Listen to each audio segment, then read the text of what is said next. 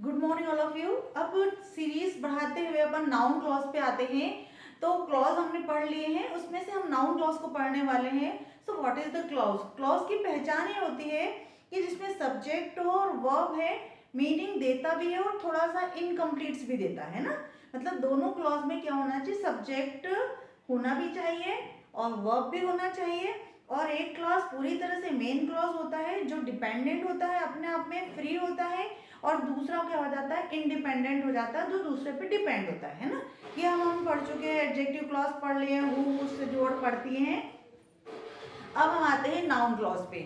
Noun clause का मतलब ही होता है, जैसे हम नाउन पढ़ते हैं ना कि भाई मेरा नाम क्या है पुष्पलता, तुम कहाँ रहते हो, बैतूल में रहते हो, या ये जिस जगह का नाम बताते हैं तो वो हमारे लिए नाउन है। लेकिन अब हम इसको कोई लंबे लंबे वाक्य में यदि हमको किसी के बारे में बताएगा तो वो तो पूरा का पूरा क्लॉज हो जाएगा, नाउन का क्लॉज हो जाएगा। तो उसे हम नाउन क्लॉज कहते हैं। कैसे समझेंगे उसको? अभी धीरे से समझेंगे। सपोज मेरे पास दो सेंटेंस है, दोनों सेंटेंस को हम इस प्रकार से जोड़ें, हम इस प्रकार से जोड़े कि पहला वाला क्लॉज तो आपका ऑलरेडी है, लेकिन जो दूसरे वाले वर्ब का जो दूसरे वाले सेंटेंस का जो वर्ब हो उस पर डिपेंड हो, उसके ऊपर उसका मीनिंग निकल रहा हो। एक एग्जांपल के थ्रू समझते हैं और जल्दी समझ में आएगा।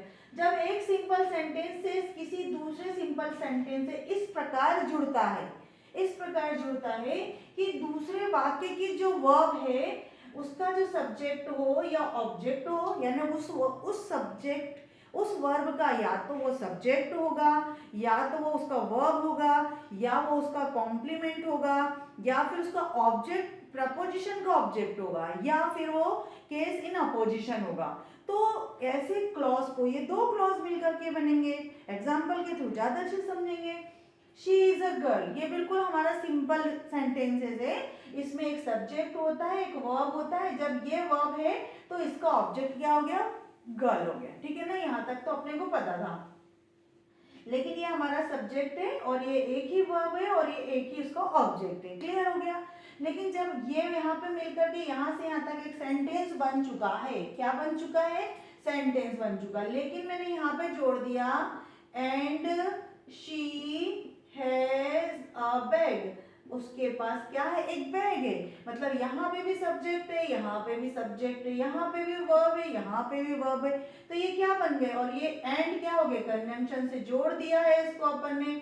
तब ये दो सेंटेंस ना होकर के क्या बन गए? ये दो क्लॉज हो गए, है ना। दो क्लॉज और सेंटेंस कितना हो गया? एक हो गया। भाई एक क्लॉज तो यहाँ से यहाँ तक हो गया और एक क्लॉज तो यहाँ से यहाँ तक के। तो शी इज अ गर्ल तो बिल्कुल मेन क्लॉज है, बिल्कुल अपने आप से इंडिपेंडेंट है वो, मतलब पूरी की पूरी तरह से इंडिपेंडेंट क्लॉज है, या मेन क्लॉज है, या फिर प्रिंसिपल क्लॉज है। इसको किसी से कोई मतलब नहीं है। क्लियर? इसको किसी से कोई मतलब नहीं। लेकिन यहाँ बोला and she has a bag, तो एंड और उसके पास एक बैग है, तो थोड़ा सा इनकम्प्लीट सा लग रहा है कि इसके पहले कुछ ना कुछ तो रहा होगा। तो ये आपका डिपेंडेंट क्लॉज हो गया, है ना। डिपेंडेंट क्लॉज हो गया। ये सिंपल मैंने क्लॉज की पहचान बता दी और सेंटेंस की पहचान बता दी। अब हम पढ़ने वाले नाउन क्लॉज। नाउन क्लॉज में जैसे एक सब्जेक्ट होता है, एक वर्ब होता है और एक ऑब्जेक्ट होता है। तो सेम अब इसमें हम कह सकते हैं कि ये दो क्लॉज मिल करके। लेकिन जब नाउन अकेले नाउन क्लॉज की बात करेंगे तो हमें पता लगेगा कि वो जो क्लॉज है वो पूरा का पूरा एक नाउन क्लॉज के समान करेगा। या तो वो सब्जेक्ट होगा, या तो वो ऑब्जेक्ट के समान काम करेगा, या तो वो प्रपोजिशन का ऑब्जेक्ट काम करेगा। देखते हैं। दिस वॉज एन अनफॉर्चुनेट, ये क्या है? एक सेंटेंस हो गया। दिस वॉज अनफॉर्चुनेट, तो आपने क्या बोला? ये अनफॉर्चुनेट था, दुर्भाग्यशाली, दुर्भाग्यवश था। तो क्या पूछोगे आप? क्या क्या का आंसर निकल रहा ना। आपको यहाँ पे ये भी देखना पड़ेगा कि क्या था भाई, बताओ। We lost the opening match, हम ओपनिंग मैच को मतलब खो दिया, हार गए, जो भी है ना, ओपनिंग मैच है ना। तो अब ये बोलना चाह रहा है। अब ये दो क्लॉज हो गए, कैसे समझ में आया? ये हो गए, ये वहां पर आपका दिस यहाँ पे एक सब्जेक्ट के समान काम कर रहा है, ये यहाँ पे एक वर्ब का समान काम कर रहा है ना। तो ये वी यहाँ पे सब्जेक्ट के समान है, ये यहाँ पे वर्ब है। ठीक है, अब ये दोनों को जोड़ना है। तो भाई क्या अनफॉर्चुनेट क्या था? क्या था? तो ये आपके वर्ब तो थे ना। तो ये जो दिस है, ये जो दिस है जो सब्जेक्ट का काम कर रहा था वहां पे, उसको क्या रिप्लेस करेगा? ये देखो सब्जेक्ट के समान काम कर रहा था ना। That we lost the opening match, कि जो हमने मैच खो दिया, हार गए जो भी हुआ, जो हम अपनी ओपनिंग मैच जो हमने छोड़ दिया वॉज अनफॉर्चुनेट। तो हमको पहले प्रश्न पूछना है क्या अनफॉर्चुनेट था, तो वो बताएगा कि ये जो बताया है कि जो हमने that we loss the opening match, Surya का मैच हमने छोड़ दिया, तो ये क्या था, ये नाउन है, पूरा का पूरा ये नाउन क्लॉज है। अब नाउन क्लॉज के लिए क्या जरूरी हो गया भाई, देखो ये कंजंक्शन तो होना ही चाहिए, फिर एक सब्जेक्ट भी होना ही चाहिए, फिर एक वर्ब भी होना चाहिए, क्योंकि ये क्लॉज बन गया। अब ये वाला क्लॉज, ये वाला जो वर्ब है, ये इस पूरे सब्जेक्ट क्लॉज का वर्ब है, यानी इस वर्ब का इस पर असर पड़ रहा है, इस पर असर पर। That we loss the opening match was unfortunate. क्या अनफॉर्चुनेट था, आंसर फिर से पूछो, क्वेश्चन पूछो क्या अनफॉर्चुनेट था, तो ये कि हमने मैच लॉस्ट कर दिया, ठीक है ना, ओपनिंग मैच लॉस्ट कर दिया। तो जो या कि हमने कि that we loss the opening match was unfortunate, तो ये वाला जो क्लॉज था ये अलग हो गया, लेकिन ये पूरा का पूरा सब्जेक्ट की जगह पे आ रहा है, क्योंकि इस वर्ब का ये सब्जेक्ट है, इसीलिए ये क्या हो गया, सब्जेक्ट ऑफ द वर्ब हो गया, ये पूरा का पूरा हो गया सब्जेक्ट ऑफ द वर्ब हो गया, इसीलिए इसे हम नाउन क्लॉज कहेंगे। और नाउन क्लॉज में भी कौन सा कहेंगे, subject of the verb, subject of the verb. Clear, क्यों, क्योंकि ये पूरा का पूरा सब्जेक्ट के समान काम कर रहा है। क्लियर, एक और एग्जांपल देखेंगे, आई प्रॉमिस्ड, तो पूछोगे मैम क्या प्रॉमिस किया आपने, मैंने प्रॉमिस किया। सेकंड सेंटेंस लिखा है मेरा, आई विल हेल्प यू, मैं तुम्हारी हेल्प करूंगी, बिल्कुल दोनों इंडिपेंडेंट क्लॉज है, मैंने प्रॉमिस किया मैं तुम्हारी हेल्प करूंगी, लेकिन अब हम इसको जोड़ लेंगे तो एक सेंटेंस बन जाएगा उन क्लॉज को जोड़ करके। आई promised that I would help you, यहाँ तक ये क्लियर हो गया होगा कि ये दो क्लॉज बन गए हैं। अब ये एक सेंटेंस हो गया, पहला क्लॉज हो गया आपका आई प्रोमिस्ड, मैंने प्रॉमिस किया, और दूसरा हो गया that I would help you. Clear, तो ये आपका इंडिपेंडेंट क्लॉज हो गया, ये डिपेंडेंट क्लॉज हो गया। यहाँ पे आप कोई सुनने वाली कैसे समझ में आया कि इंडिपेंडेंट क्लॉज हो गया, यहाँ पे सब्जेक्ट और ये वर्ब है और ये पूरा मीनिंग दे रहा कि भैया मैंने प्रॉमिस किया। अब that I would help you मैंने जोड़ दिया, तो काय से जोड़ दिया, दैट कंजंक्शन से जोड़ दिया, ये कंजंक्शन लगा दिया, इसका वर्ब सब्जेक्ट कहाँ है, ये आई है, और इसका वर्ब चूंकि ये पास्ट में था तो विल का क्या हो गया, यहाँ पे वुड हो गया। So that I would help you, मैंने प्रॉमिस किया कि मैं हेल्प करूंगी। तो यहाँ से प्रश्न पूछो, आई प्रॉमिस्ड क्या, तो क्या का आंसर क्या दिया कि मैं हेल्प करूंगी, यहाँ पे भी। लेकिन यहाँ पे देखो ये पूरा का पूरा सब्जेक्ट क्लॉज हो गया, यहाँ से लेकर के आपका ये कंजंक्शन हो गया, ये इसका सब्जेक्ट हो गया, ये वर्ब हो गया, और क्या का आंसर दे रहा है, तो ये आपका नाउन क्लॉज तो हुआ ही हुआ, साथ में नाउन क्लॉज होकर के नाउन क्लॉज के साथ में verb, object of the verb, कौन सी वर्ब का, ये वाले प्रॉमिस क्या किया, तो इसका पूरा का पूरा क्लॉज हो, तो इसको बोलते हैं हम object of a verb. Object, इस वर्ब का ऑब्जेक्ट ये है, इस वर्ब का ऑब्जेक्ट ये है, और इस वर्ब का सब्जेक्ट ये था। क्लियर, मतलब जो वर्ब है, जो आपकी फाइनाइट वर्ब है, उसका आपको सब्जेक्ट मिलना चाहिए, उसका आपको ऑब्जेक्ट मिलना चाहिए। तो केवल ऑब्जेक्ट मिलने से काम नहीं चलेगा, केवल सब्जेक्ट को मिलने से काम नहीं होगा, जैसा हमने पढ़ा है पहले में। अब हमें पूरा क्लॉज चाहिए सब्जेक्ट के स्थान पे, ऑब्जेक्ट के स्थान पे भी पूरा का पूरा क्लॉज चाहिए, जैसा इनमें आया हुआ। एक एग्जाम्पल और देख लेते हैं अपन, है ना, ठीक है, एक एग्जाम्पल और देखेंगे, फिर अपने को और अच्छे से समझ में आएगा। Clear, the problem is this, problem है, ये प्रॉब्लम है, क्या प्रॉब्लम है, क्या प्रॉब्लम है, द प्रॉब्लम इज दिस, ये दोनों सेंटेंस थे, मान लो हाउ कैन, ये सेंटेंस एक है, how can we reach in time, हम कैसे पहुंच सकते हैं, वहां कैसे पहुंच सकते हैं समय के अंदर, मतलब इस समय के अंदर, ये दो सेंटेंस हो गए। अब हमें प्रॉब्लम इज व्हाट क्या आंसर, क्या प्रॉब्लम है, ऐसे ही पूछेगा ना, प्रॉब्लम है, व्हाट प्रॉब्लम है, तो क्या है, दिस प्रॉब्लम है, ये वाली प्रॉब्लम है, इसको हम कंजंक्शन में जोड़ेंगे, द प्रॉब्लम इज, तो ये क्या है, ये वर्ब है, क्या प्रॉब्लम है, इसका पूरा सेंटेंस, इसका आंसर चाहिए ना हमें, क्या problem is that how we can reach in time. हाँ, यहाँ पे ध्यान रखना, हाउ कैन यहाँ पे क्वेश्चन था, लेकिन जब भी हम किसी प्रपोजिशन कंजंक्शन के बाद जब किसी हम WH फैमिली से जोड़ते हैं तो उसके बाद वाला जो पूरा का पूरा क्लॉज होता है वो अफर्मेटिव में होता है ना, असर्टिव सेंटेंस होता है। तो ध्यान में रखना है आपको कि द प्रॉब्लम इज, तो ये हो गया सब्जेक्ट और वर्ब प्रॉब्लम है, लेकिन दैट क्या हो गया आपका कंजंक्शन हो गया, हाउ क्या हो गया आपका WH फैमिली, मतलब प्रश्न पूछ रहे हो आप। We can reach in time, the problem is, problem है क्या है कि कैसे हम वहां पहुंच सकते हैं, इन टाइम कैसे हम समय पे पहुंच सकते हैं। तो यहाँ पे हमने हाउ लगाया है WH फैमिली का, लेकिन ये दैट जो है कंजंक्शन है, तो ये वाला तो आपका एकदम वैसा क्लॉज प्रॉब्लम है, क्या प्रॉब्लम है हमको नहीं पता, ये क्या का आंसर दे रहा है, ये पूरा का पूरा, लेकिन ये क्या हो जाएगा आपका, ये आपका कॉम्प्लीमेंट हो जाएगा, कॉम्प्लीमेंट, क्योंकि इसके बारे में बता रहा है ना, इस प्रॉब्लम के बारे में बता रहा है, तो हो जाएगा ये complement of the verb, complement of the verb. यहाँ पे उसने जो प्रॉमिस किया वो निभाया, यहाँ पे उसने सब्जेक्ट का, इस वर्ब के साथ सब्जेक्ट का प्रॉमिस चीज निभाई, लेकिन यहाँ तो इस प्रॉब्लम के बारे में बताया ना कि वो प्रॉब्लम क्या है उसके बारे में बताया, तो ये हो जाएगा complement of the verb, complement of the verb.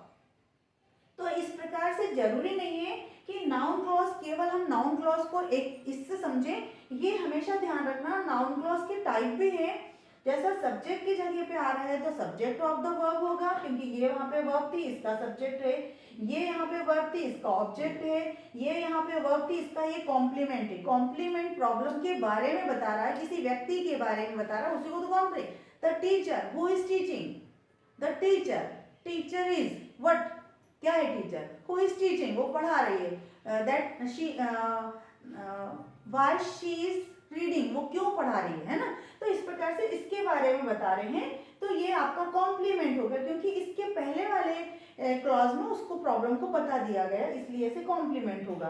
तो इस प्रकार से इसको ध्यान से समझते हुए अपन अभी कुछ और एग्जांपल लेते हैं और फिर इसको ध्यान से समझते हैं। फिर से एक बार ध्यान देंगे क्लॉज पे, what is the clause, clause क्या होता है, सब्जेक्ट और वर्ब मिलकर के बनता है, मीनिंग देता भी है और अधूरा मीनिंग भी देता है।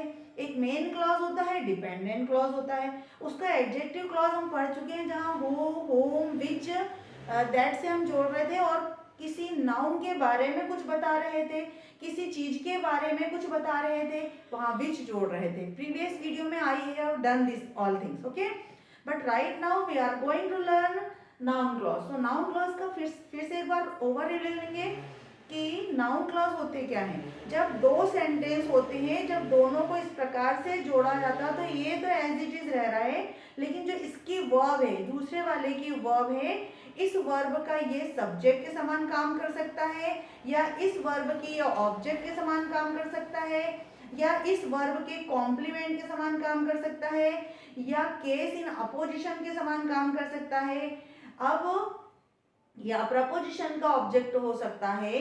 तो इस प्रकार से दोनों सेंटेंस को हम दैट से, हु से, हाउ से, हु एवर से, व्हाट से, व्हाई से, हु एवर से, व्हाट एवर से, इन चीजों से जब हम जोड़ते हैं, इन चीजों के बारे में जब हम पता चल जाता है, उसे हम नाउन क्लॉज कहते हैं। ठीक है ना, चलो देखते हैं नाउन क्लॉज की कुछ और एग्जांपल हम देख लेते हैं और पहचान देख लेते हैं कि इसको पहचानेंगे कैसे, है ना, क्योंकि टेंथ ट्वेल्थ में ज़्यादा प्रॉब्लम आती है किसी भी कॉम्पिटिशन एग्जाम में, ये देखना पड़ता है कि क्या पहचाने, इसको कैसे पहचाने, बहुत कंफ्यूजन होता है।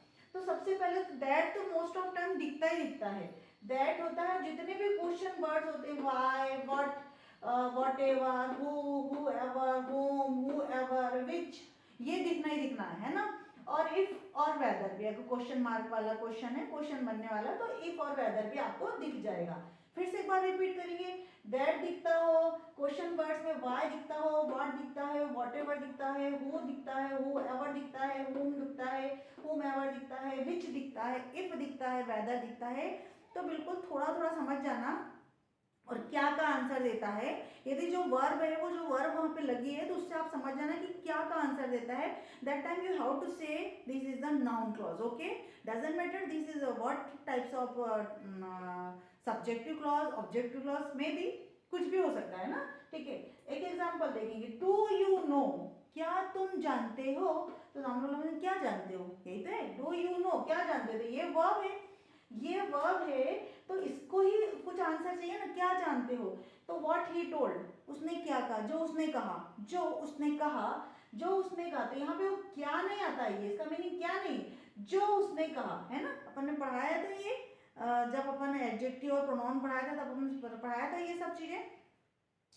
व्हाट ही टोल्ड, जो उसने कहा, क्या तुम जानते हो जो उसने कहा, तो ये क्या का आंसर दिया, लेकिन किस जगह पे दे रहा है, ये नो के वर्ब का आंसर दे रहा है ऑब्जेक्ट की जगह पे, क्योंकि सब्जेक्ट तो ऑलरेडी ये बन चुका है ना, do you know what he told. अब हम कैसे पहचानेंगे कि ये पूरा क्लॉज है, अरे भाई ही क्या है आपका सब्जेक्ट है, टोल्ड क्या आपकी वर्ब है, व्हाट क्या आपका कंजंक्शन है, और यहाँ तो आप समझ ही रहे हो ये सब्जेक्ट है, ये वर्ब, ये ऑलरेडी एक क्लॉज हो गया, ये ऑलरेडी क्लॉज हो गया, लेकिन ये वर्ड से जुड़ा हुआ, कंजंक्शन से जुड़ा, तो ये डिपेंडेंट क्लॉज हो गया। डिपेंडेंट क्लॉज चूंकि ये ऑब्जेक्ट के प्लेस पे आ रहा है, तो वहां पे ये ऑब्जेक्ट ऑफ द वर्ब होता है, ऑब्जेक्ट ऑफ अ वर्ब होता है। क्लियर, चलिए एक और देखेंगे, वेयर ही लिव्स, वो जहां रहती है या कहाँ रहती है, इज अ मिस्ट्री, क्या मिस्ट्री है, देखो अब यहाँ पे इसको मत छोड़ो, इज अ मिस्ट्री, क्या मिस्ट्री है, क्या मिस्ट्री है, तो क्या इस एज का आंसर क्या दे रहा है, वेयर ही लिव्स, वो कहाँ रहती है या वो जहाँ रहती है, ये एक मिस्ट्री है, कुछ पता नहीं है, तो चूंकि यहाँ पे तो ऑब्जेक्ट के समान आ रहा था, लेकिन यहाँ पे सब्जेक्ट के समान आ गया, ये इसका आंसर ये सब्जेक्ट दे रहा है, तो फिर ये सब्जेक्ट क्लॉज हो गया, है ना, सब्जेक्ट ऑफ अ वर्ब। अब कैसे लेंगे, यहाँ पे कंजंक्शन हो गया, ये आपका सब्जेक्ट हो गया, लिव आपकी वर्ब हो गई, तो यहाँ देखेंगे इज आपकी वर्ब हो गई ये वाला, क्योंकि इसका पूरा का पूरा सब्जेक्ट ये पूरा क्लॉज हो गया, तो इस के लिए ये पूरा का पूरा क्लॉज मिल गया। क्योंकि हम अभी नाउन क्लॉज पढ़ रहे हैं, इसलिए ये नाउन की जगह पे काम कर रहा है ना, नाउन क्लॉज का काम कर रहा है, इसलिए इस वर्ब को नाउन क्लॉज चाहिए थे। चलिए आगे बढ़ते हैं, अब हम पढ़ते हैं इसको और थोड़ा डिटेल कर लेते हैं, सब्जेक्ट ऑफ अ वर्ब, दो चार एग्जांपल ले लेते हैं, ये मैंने समझा दिया। जब कोई सिंपल सेंटेंस दूसरे सिंपल सेंटेंस से इस तरह जुड़ता है, मैंने बताया था एक सेंटेंस और एक सेंटेंस इस तरह से जुड़ता है कि वह दूसरे सिंपल सेंटेंसेस की फाइनाइट वर्ब के सब्जेक्ट का कार्य करे, देखो ये इसका सब्जेक्ट का काम करे, ये वाला, इसलिए मैंने एग्जाम्पल भी ले दिया, ये इसका एग्जाम्पल देंगे, वर्ब के सब्जेक्ट का कार्य करे तो वह जुड़कर नाउन का कार्य करने लगता है, ऑब्वियसली क्या नाउन का काम दिया ना यहाँ पे, के कारण नाउन क्लॉज कहलाता है। माय बिलीफ इज, एक एग्जांपल लिखेंगे, ये एक सेंटेंस है, मेरा बिलीफ है, मेरा विश्वास है, the truth only the triumphs, यानी सच जीतता है, मेरा सत्य ही जीतता है, ये विश्वास है। इसको कन्वेंशन में कैसे लेंगे भैया, मेरा बिलीफ है, क्या है मेरा बिलीफ, तो बताना है that the truth only is triumphs, कि तो सच्चाई हमेशा जीतती है या सच्चाई ही केवल जीतती है, इज माई बिलीफ, ये मेरा विश्वास है, क्या विश्वास, देखो इससे पूछो, इससे पूछो इज माई बिलीफ, क्या क्या है इसका बिलीफ, तो ये बोलेगा दैट की ट्रूथ ओनली ट्राइम्स, ओके, ट्रूथ ही जीतता है। तो इस वर्ब को ये पूरा का पूरा क्लॉज मिल गया है और नाउन की जगह पे मिला है, तो इसलिए हम ये नाउन क्लॉज होगा, सब्जेक्ट की जगह पे मिला है ना ये पूरा का पूरा, यहाँ पे क्या था, ये ऑब्जेक्ट था, यहाँ पे क्या था, ये सब्जेक्ट था, ये सब्जेक्ट की जगह पे मिला, तो ये इस पूरे की पूरे क्लॉज की वर्ब कौन सी हो गई, इज हो गई। देखेंगे दैट कहाँ है, हमारा कंजंक्शन हो गया, द ट्रूथ क्या हो गया, आपका सब्जेक्ट हो गया, ट्राइम्स क्या हो गया, विजय आपकी जीत हो गई, ठीक है ना, तो यहाँ पे इसके वर्ब के लिए आपका सब्जेक्ट हो गया। एक और एग्जांपल देख लेते हैं अपन, दो तीन एग्जांपल साथ में देख लेते हैं, उससे जल्दी हमको समझ में आ जाएगा। Clear, this is a mystery, ये एक मिस्ट्री है। Why did he go there, वो वहां क्यों गया, भाई क्यों गया वहां पे, ऐसा बोलते हैं ना, क्यों गया होगा वहां पे, क्यों गया हो।